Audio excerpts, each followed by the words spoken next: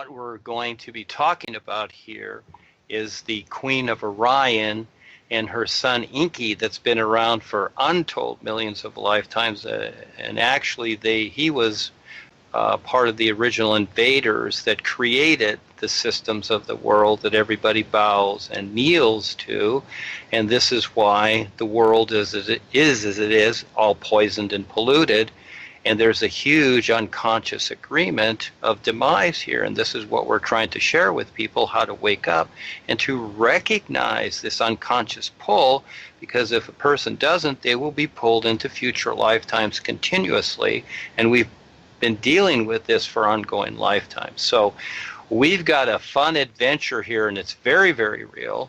And that is that there's a part of it to where, as I've known Miss Claudia here, who's an excellent seer, and again is with Revizar and the Real Guides all the time, when we constantly go over this, we've come to this point where this came to our attention with the Queen of Orion and Inky, and this is what is in back of the so-called behind the curtain stuff that many people are aware of all over the world, the hidden agendas, the world controllers, the matrix here, etc., the grid that's here, that's been for the longest time.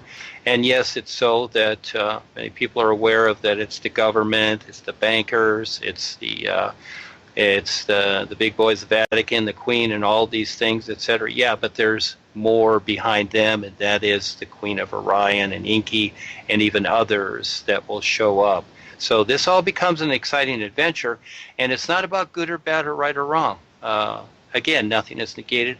It's about waking up to what is real now, and that is that we've all come into creation to gain experiences, to eventually wake up and recognize the true reality, which I was first shown as the is, and then it became the all is, and it is this. This is the new nowness of the all is. This is very, very real.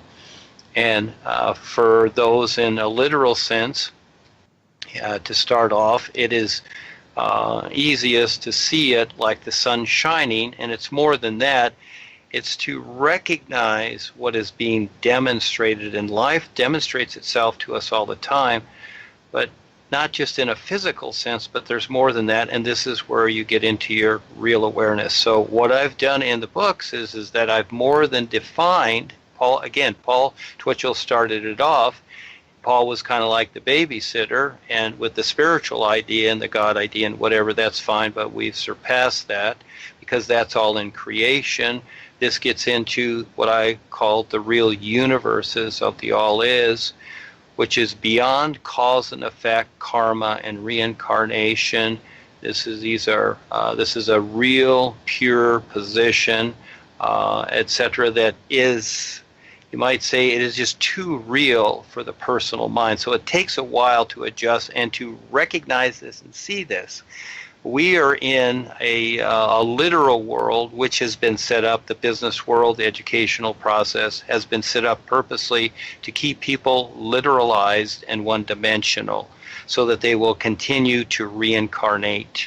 And most people are controlled on an unconscious level, which they do not see. They think that their surface mind is making the decisions accordingly, but as you look at the world, it is the know-it-alls and the people making their decisions that keep creating to the demise of the planet.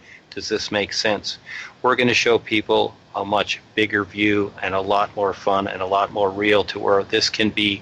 I'm not saying we're going to here to clean up the world. That's not it. Everybody has to agree to do that on their own. And so again, our view is to point people, first of all, to recognize their real awareness. And it is a recognition of this reality. It's not something you can figure out. It's more so than being self-convinced about anything. So again, this is the fun part. So I'm going to bring it up here to where Miss Claudia and I discussed the Queen of Orion and Inky and what's going on.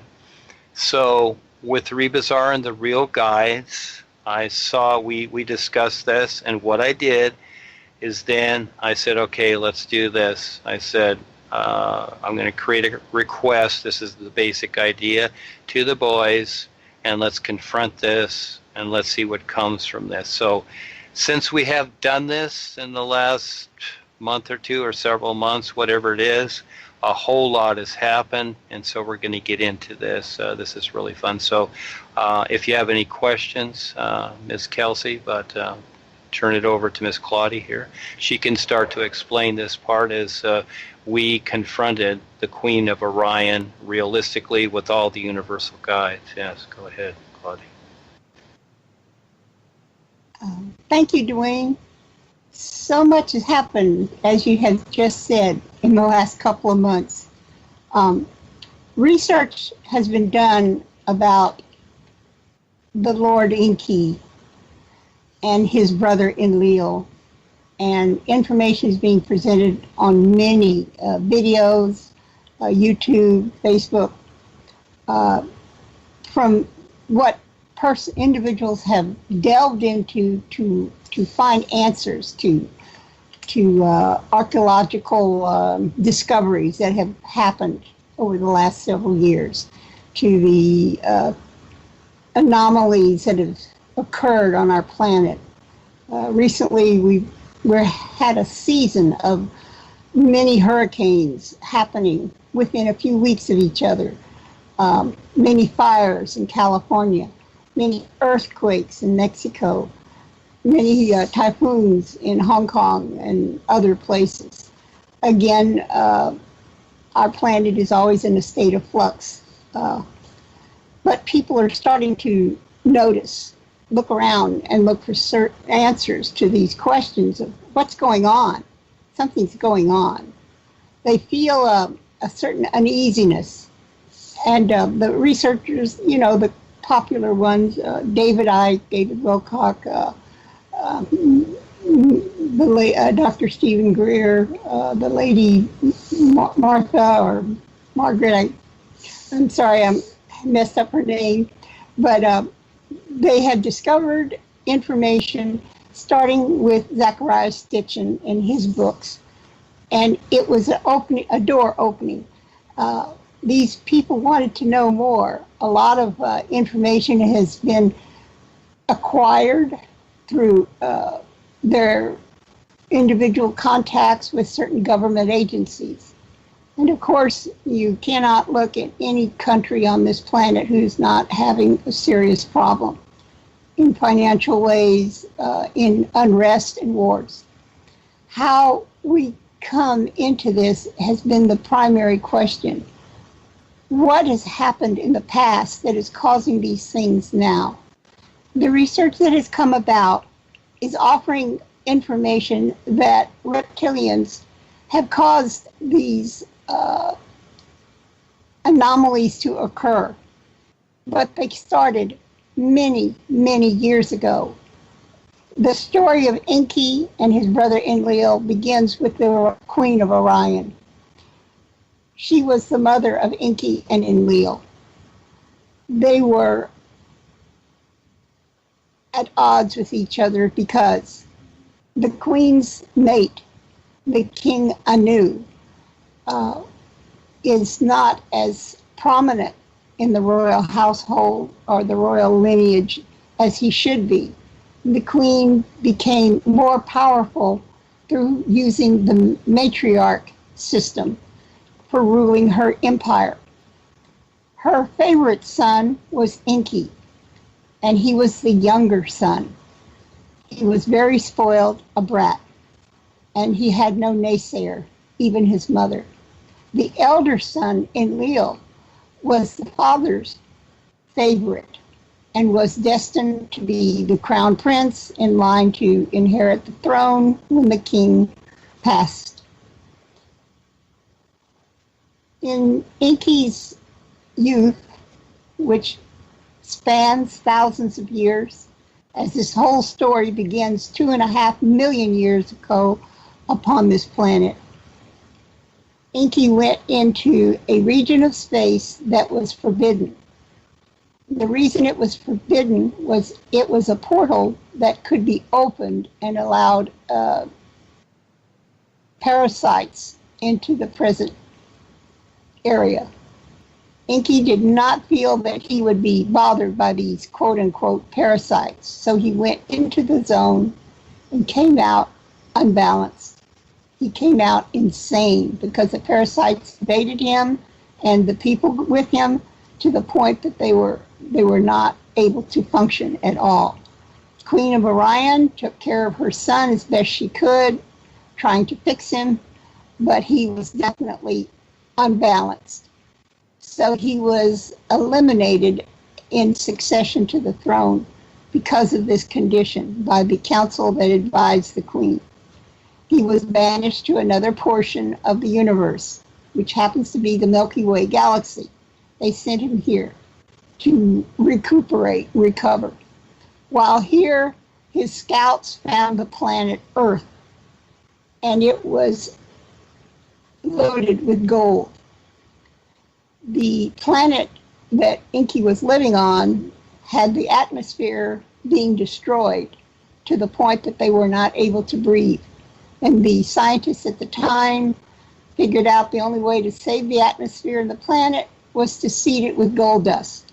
So the operation started, we'll go to Earth, take all the gold and pound it down into dust and seed the atmosphere and save our planet. That was a good game plan, but there were not enough reptilians at the time under Enki's control to do the job. So Enki figured out a way to facilitate this, and he did it by taking the smartest ape on the planet Earth and changing its DNA. And he changed it by inserting his DNA with the ape's DNA, and out came a very smart monkey, one that could operate the mining equipment. The other act that he did that was in violation of all the rules of the Orion Empire was he gave them reproductive capability, so he could make as many smart monkeys as he needed to mine the gold. This really incensed his brother Enlil, and the council was also disturbed.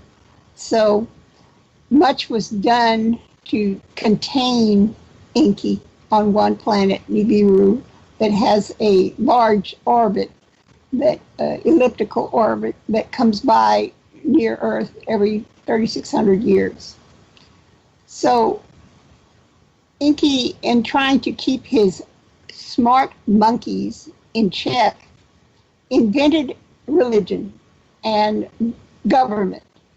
In order to control his quote-unquote slaves, he got them to worship him as a god. The only thing that Enki was he was able to live longer than anybody else or any human on Earth. So he changed history in his favor. And that is one of the most important, I guess you could say, pillars of our society, is that we believe that a lot of historical data is correct. And in fact, it is a lie. Enki also instituted governments to keep his smart monkeys in line, working and always doing what he asked them to do. And he had tremendous abilities, technical abilities, because his Orion Empire had been 1,000 years ahead of us in both knowledge of how to control their minds, their bodies, and also how to travel the universe in their spaceships. Enki got the humans to believe the lies he told them, that he was a god. And in reference, not in disrespect to any religious persons, Enki declared himself a god, Jehovah, all the other names of people. And he caused by, I'm going to say, mental commands to have the humans, the smart monkeys, believe this, so that they would always be begging, kneeling, and praying to the god. The gods were just a made-up story. The governments were then used to control the smart monkeys further by having them continually work until they died. Now, when they died, when smart humans died, they were captured, quote quote unquote, and kept in this region of space in our solar system. So they were recycled then into another new body. This is their capabilities. It sounds far out, but that's the way it is. So we're coming up to the point now where humans have becoming aware of things that they cannot believe is true. Don't you dare say that God isn't true, or Jesus isn't true, or Buddha isn't true, or whatever religion. Don't you dare say that, because that's a lie. Even though this is a story that has been inbred into our brains since 100,000 years ago. We're still under this command to serve Enki and to work and to also provide him with food. Now, the reptilians have a very different eating system. They eat us, both literally and figuratively, in the sense that they live on our emotions. We have a lot of strength in our emotions, and the extraterrestrials live on the negative emotions. Fear, hate, anger, all of these are their food. So we have a lot of fear, anger, hatred, conflicts on our planet that keeps the reptilians continuously supplied. We have been dumbed down.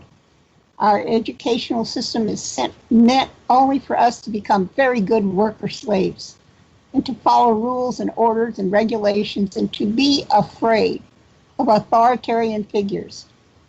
And we have been told lies since the beginning. So now is coming a time when persons are waking up and saying, hey, there's something wrong here. This is not right. And what are we going to do about it? We need help. So yes, there is help. There are many species, more than 36 different species of reptilians on the planet right now. But they're getting to the point where the planet is in terrible distress. Our planet is a sentient planet, and it wants it to stop this turmoil that's been going on for thousands of years. It's time for it to end. So this is where Dwayne and the guides, Rivazar, Paul, all the guides that were mentioned, have come together and have agreed that this should be stopped. So contacts were made with the Orion Queen to see what could be done to stop the terrible tragedy that is occurring on Earth at this moment. Agreements were made. Sentences were passed out. And by sentences, I mean this. In the theory of reincarnation that many people follow, you're responsible for what you do in each lifetime, and there is a price to pay. If you commit a crime, you're going to do the time. Now, the Queen of Orion felt that she was above this. She did not have any say of the law applying to her. And because Enki was her favorite spoiled brat child who was insane, it didn't apply to him either. So the Lords of Karma met and had a contact meeting with the Queen to determine what the Queen's fate would be and what her son's fate would be, which led into many, many meetings over nights after nights after nights. And the Queen, being an authoritative figure and very self-centered, was able to escape using many escape clauses. Oh, this doesn't apply to me. Oh, this doesn't apply to me. And so she felt herself outside the law. We've all seen history on Earth where people think they're outside the law because they hold a high office of some sort.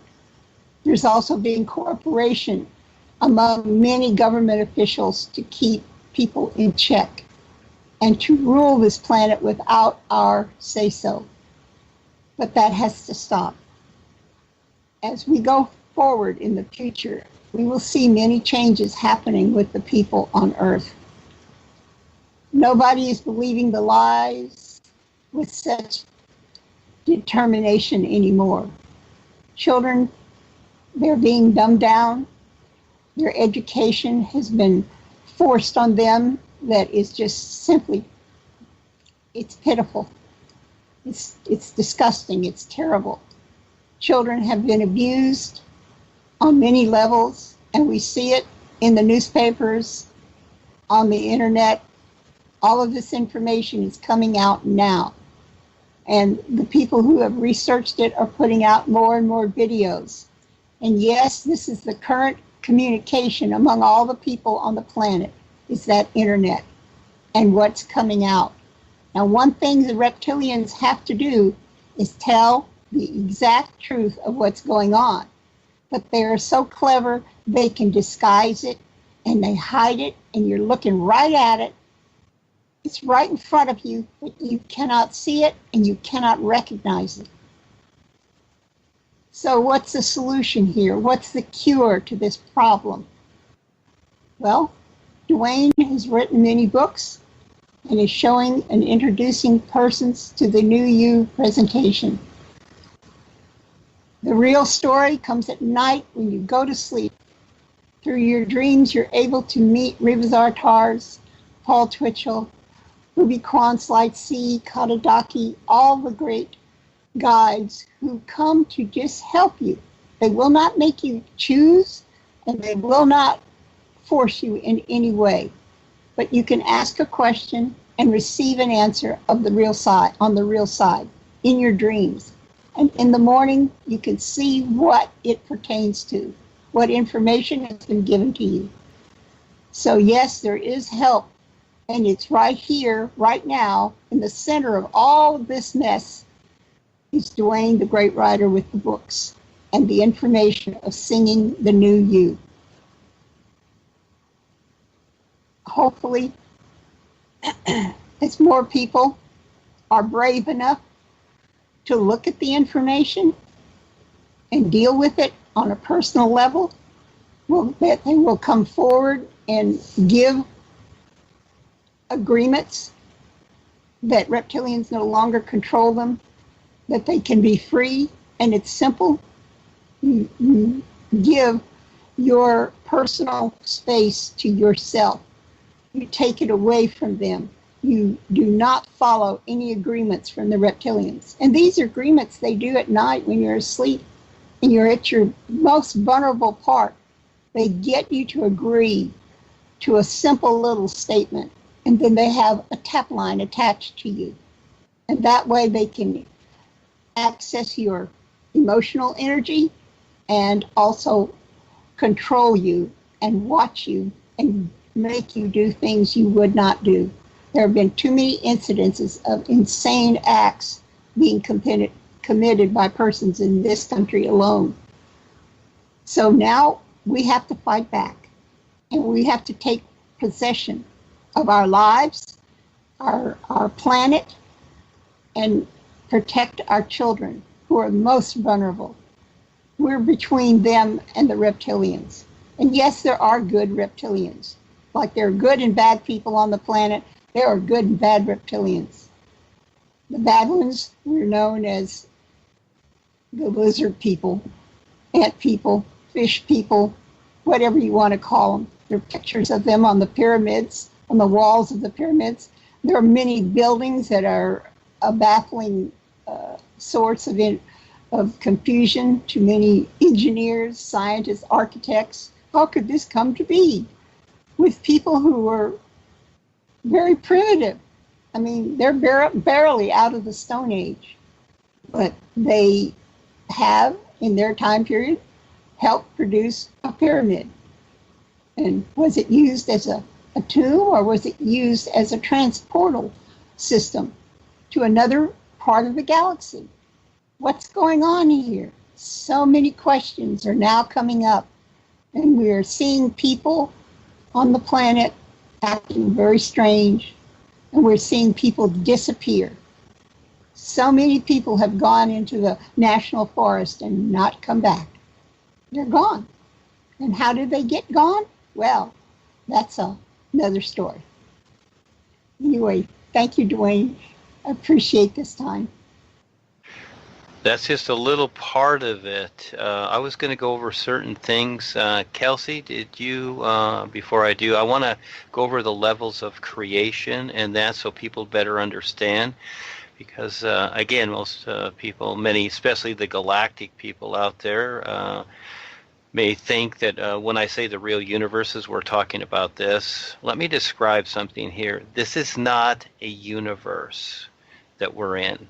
We are in blackness. Okay, the physical realm is black, and what we have here is we have round worlds, stars, galaxies, systems, etc.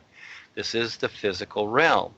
And so again, as you mentioned, and it's very so, as Inky and the other reptilians came here, they created the religions of the world. And what did they do? They and the worshiping, and actually these things are all from sacrifices. They're all basically voodoo sacrifices, but they're disguised to look good, kind of like the icing on the cake, which is fine. Again, nothing is negated. Everybody has a choice. Do whatever you want. It's your choice.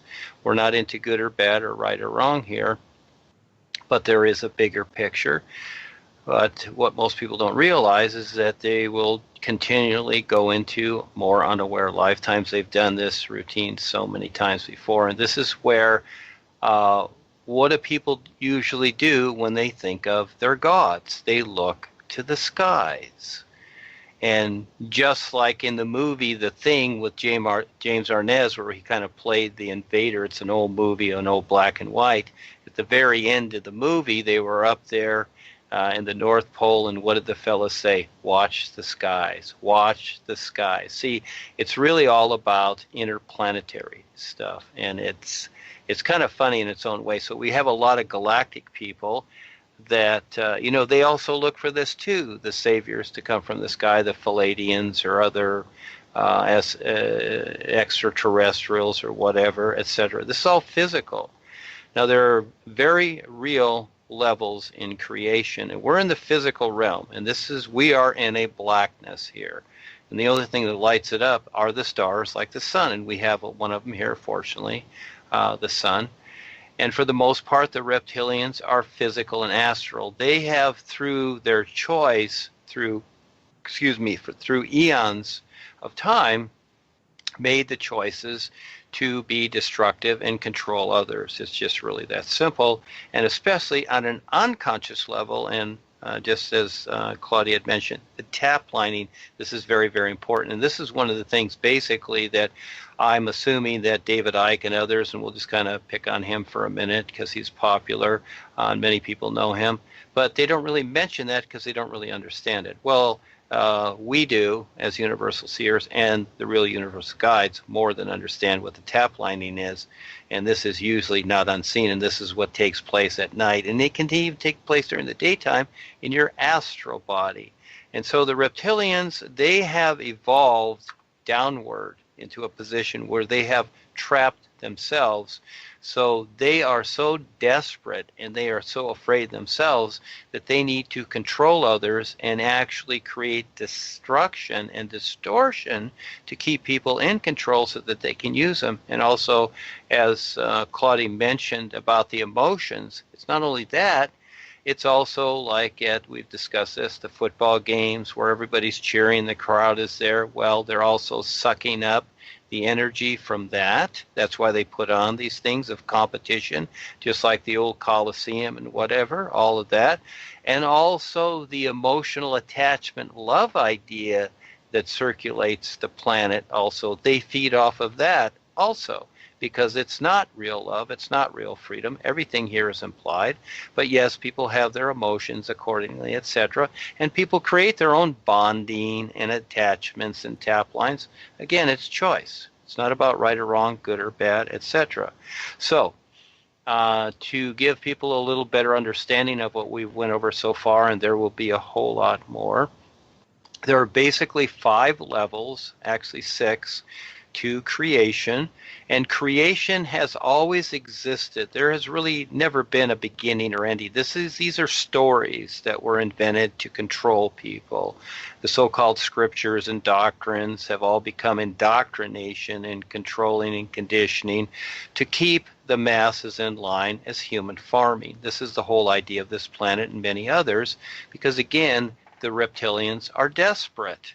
They're more afraid than we are, so they create systems of fear.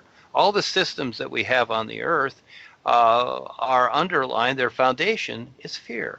And so what we're presenting as wonderful worldwide educators, as universal seers, is totally unique because we show people how to gain real freedom within this lifetime, a real freedom that cannot even be imagined or considered here, but step by step you go through it. So basically the 5 levels are the physical realm, where you have a physical body with 5 senses.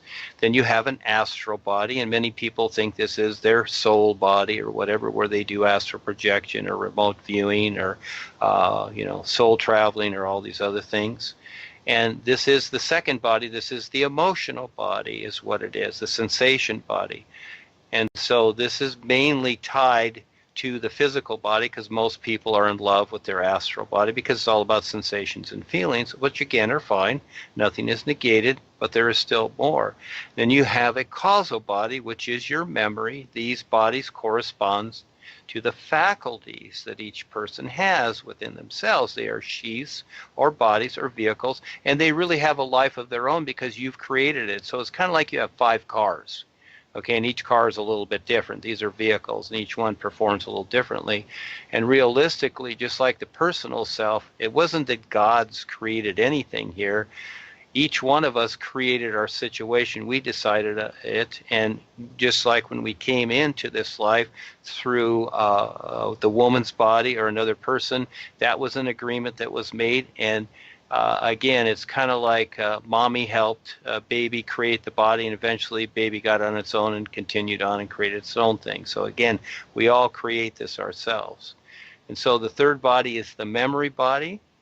It's called, basically known as the causal body. The fourth one is your mind, your mental body. That's where, basically this, again, this part of ourselves, it's kind of like a computer. It's a storehouse. These bodies are actually storehouses, too, of feelings, ideas, emotions, etc., and they're vehicles. And then the fifth body is known as the etheric body. This is your intuition and also part of your unconscious. And that intuitive part is the closest to the real you, which is your real awareness. And actually, everyone is already a free being of real light, but each person decides the journey to recognize this, and this is huge. And so, above, we'll just kind of put it out literally, and like on a chart. So above the fifth is what is known as the sixth level, which is the deep dark border. This is a blackness border, and some paths or whatever call it nirvana or the void or whatever. This is exactly what it is. It is a position, like a barrier that encompasses creation, and then beyond that, we'll say in the literal sense, is the real universes, which are endless. Endless positions of sound, light, reality, and eventually one recognizes the all is the true reality, and there's even more to it than that.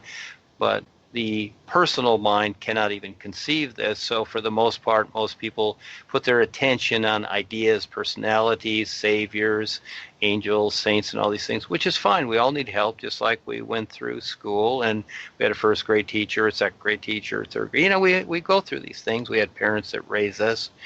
And so we go through many lifetimes in creation through these various levels, because they're all here and now. It's all a nowness. Life is all a nowness. It's an isness is the better part of it, to recognize this isness. And so as we go through these lifetimes, which are just like a snap of the fingers, that's all a lifetime is.